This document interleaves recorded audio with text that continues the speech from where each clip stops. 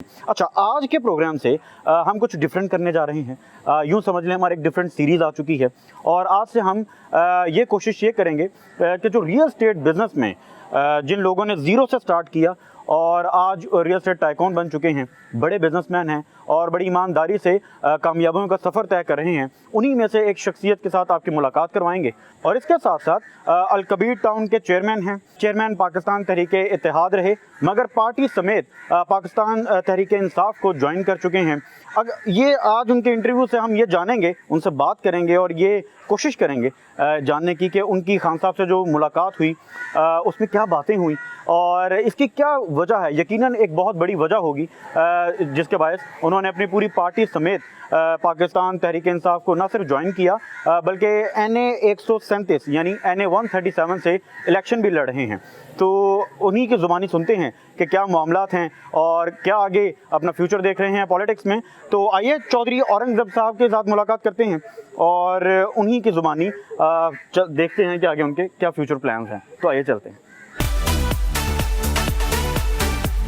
अस्सलाम वालेकुम चौधरी साहब, कैसे हैं? जी वालेकुम सलाम, अल्हम्दुलिल्लाह ठीक ठाक जी, खैरियत। तो सर, हमने जो सुना और देखा उसमें हमने ये देखा कि आप लाहौर शिफ्ट हुए और उसके बाद आपने रियल एस्टेट में जंप किया, मगर आज जो प्रोग्राम का आगाज़ है वो हम ज़रा इससे पहले जाना चाहते हैं। हम आपके बचपन में जाना चाहते हैं। बचपन कैसा गुजरा, क्या हालात व वाक़यात थे और तब से ही प्लान कर लिया कि ज़िंदगी में स्ट्रगल करनी है और आगे बढ़ना है। कुछ बचपन के हवाले से स्टोरी का आगाज़ कहाँ से होता है? जी, आगाज़ होता है जी जब मैं अपने गांव में रहता था अपने वालिद साहब और अपने बहन भाइयों के साथ, अपनी फैमिली के साथ। ठीक है। और मेरे वालिद साहब एक खुशहाल ज़मींदार किसान थे जी। उनकी अपनी एक आबाई हमारी ज़मीन थी और मेरा बचपन के जो आगाज़ के दिन थे वो बहुत खुशहाल थे। ठीक है। और यूं समझ लें कि मैं जब 8वीं क्लास तक हमारे घर के हालात बहुत अच्छे थे और खुशहाली थी। ठीक है। हम इंग्लिश मीडियम स्कूल में भी पढ़ते थे और अपनी गाड़ी पे हम जाते थे, स्कूल से आते थे। अच्छा। बल्कि बहुत सारे लोग ये समझते हैं कि शायद शुरू से ही मैंने ऐसे दिन देखे हैं।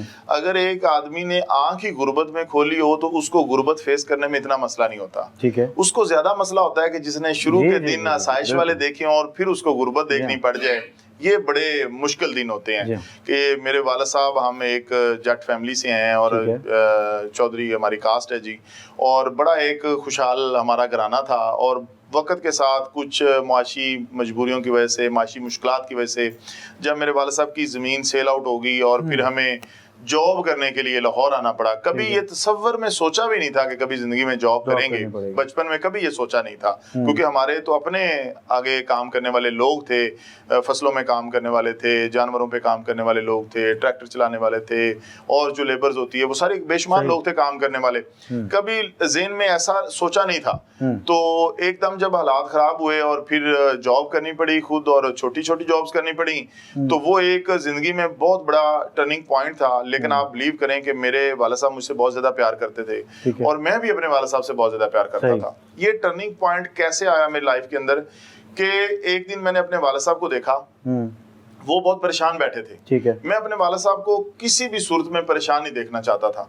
जब मैंने देखा कि मेरे वालिद साहब परेशान बैठे हैं और परेशान किस चीज पर बैठे हैं कि हमारी तालीमी अखराजात की वजह से मेरे वालिद साहब परेशान है कि मेरे बच्चों की आगे मुस्तकबिल है, मैंने इनको स्कूल की फीसिस पे करनी है, मैंने इनको यूनिफॉर्म लेके देना है, बुक्स लेके देनी है, इस तरह की चीज़ों के लिए वो परेशान बैठे थे।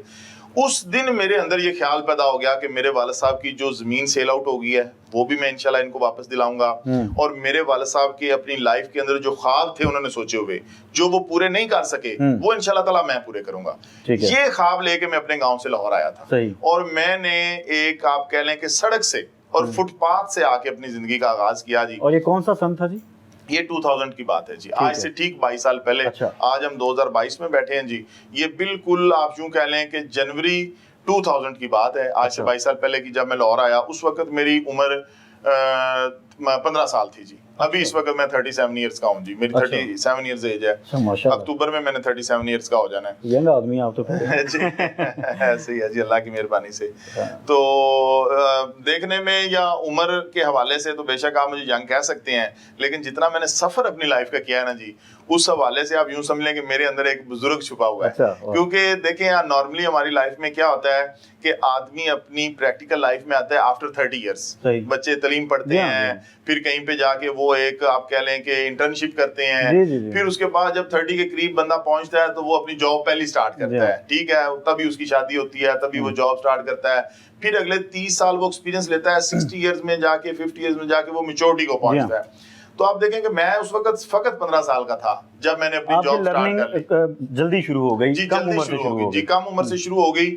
تو وہ جب لوگ مجھ سے فون پہ بات کرتے ہیں، میرا ایک تو ساؤنڈ بھی اس طرح کا ہے، تو ان کو یہی ہوتا ہے کہ شاید ہم کسی بزرگ آدمی سے بات کر رہے ہیں، یہ ایک سوسائٹی کا مالک ہے، لیکن جب وہ مجھے آ کے ملتے ہیں تو وہ مجھ سے پوچھتے ہیں جی آپ ہی اورنگزیب ہیں یا آپ کے والد صاحب ہیں، وہ اس طرح سے مجھ سے پوچھتے ہیں۔ تو یہ اللہ پاک کی مہربانی ہے کہ اللہ نے کم عمری میں مجھے میچورٹی بھی دے دی، اور اللہ تعالیٰ نے جو مجھے اس سفر سے گزارا تو اس کی وجہ سے بھی الحمدللہ میچورٹی بہت زیادہ آئی، اور پھر اللہ تعالیٰ نے پہلے گھر کی ذمہ داری دی، اس میں ٹریننگ کروائی، پھر کاموں کی ذمہ داری دی، ڈیوٹیز دی، جابز دی، اس کے بعد اللہ تعالیٰ نے پھر اپنا کاروبار دے دیا، اور پھر اللہ تعالیٰ نے کاروبار میں بے شمار لوگ دے دیے، اپنے ساتھ چلنے والی فیملی دے دی، تو ان سب کی ذمہ داری نے آپ یوں کہہ لیں کہ وقت کے ساتھ بہت بڑا کر دیا۔ یہ وہ کہانی ہے جی جو میں نے آپ کو بتائی ہے، یہ وہ میرا بچپن تھا کہ میرا بچپن وہاں سے سٹارٹ ہوا، اور اس کے بعد ایک خوشحال بچپن تھا، اس کے بعد بڑا ایک ایکسٹریم ڈپ آیا جس میں ہم نے اس طرح کا بھی وقت دیکھا کہ ہمارے پاس ایک دن میں 2 وقت کی کھانے کی روٹی نہیں ہوتی تھی۔ میں نے اپنی زندگی میں یہ بھی وقت دیکھا، اور لیکن میں کبھی بھی اپنی زندگی میں مایوس نہیں ہوا، میں نے کبھی بھی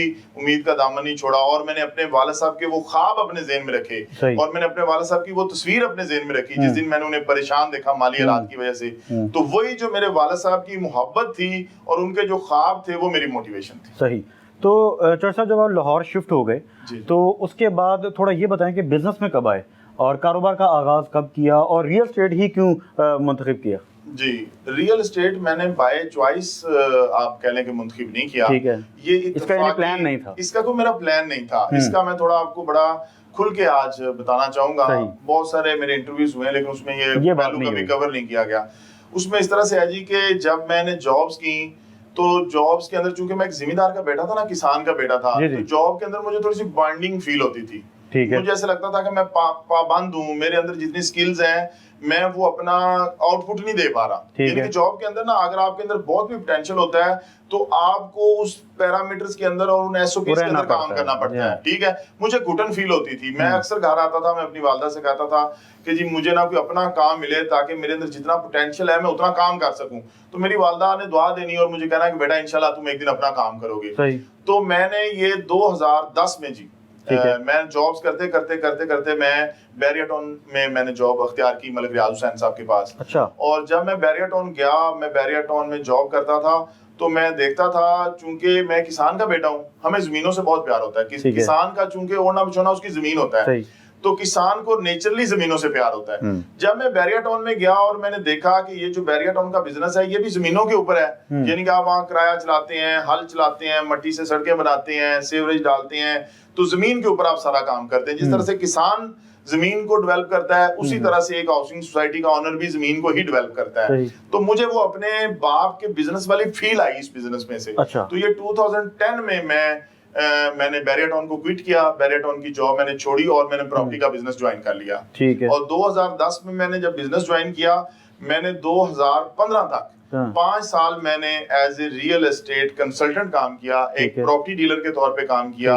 میرا الکبیر ایسوسیٹ کے نام سے بیریا ٹاؤن میں آفس تھا۔ میں نے ملک ریاض حسین سے بہت کچھ سیکھا، بلکہ سب کچھ ان سے سیکھا۔ اور یہ بات میرے خیال سے اس سے پہلے پبلک کو شاید نہ پتا ہو کیونکہ اس طرح سے کھل کے بات ہوئی نہیں، اس طرح سے بات نہیں، تو بڑی انٹرسٹنگ چیز ہے۔ تو وہ آپ کا ایک لرننگ شروع ہوئی ریئل اسٹیٹ کی وہاں سے، تو 2015 میں آپ بتا رہے ہیں آپ نے آغاز کیا۔ جی، اور بلکہ اگر یہ کہا جائے تو غلط نہ ہوگا کہ میری ریئل اسٹیٹ کے اندر جو موٹیویشن تھی، جو میری آئیڈیل پرسنالٹی تھی، وہ بھی ملک ریاض حسین صاحب تھے جی۔